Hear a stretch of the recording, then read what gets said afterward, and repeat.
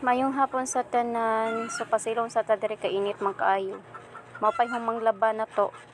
So sugod na tag painom sa tuang mga piso kay init man gud kaayo.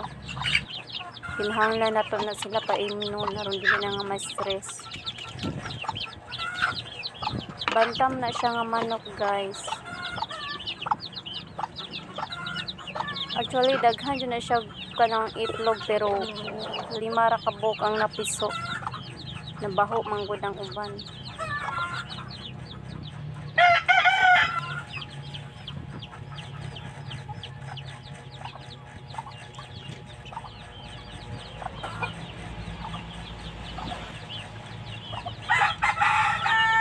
Uhaw gyud kaayo sila.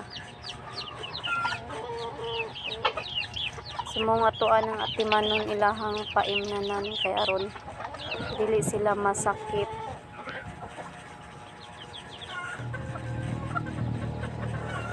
Una-unsa na ning iruani nang nguha nagpagkaon sa manok.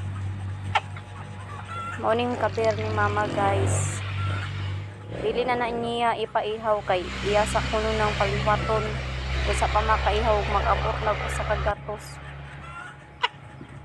Pagkagyud ni si mama, no. So mao pud ning usa ka manok, daghan pa siya piso. Ato pud ni paimnon. Lahi pod ni inom. Bantang po siya nga manok, guys. Kato siya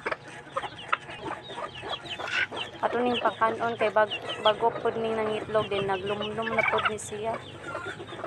Mugawa sa nga siya basta mukaaw na siya din balik ra pod na. So mo niyang itlog, guys.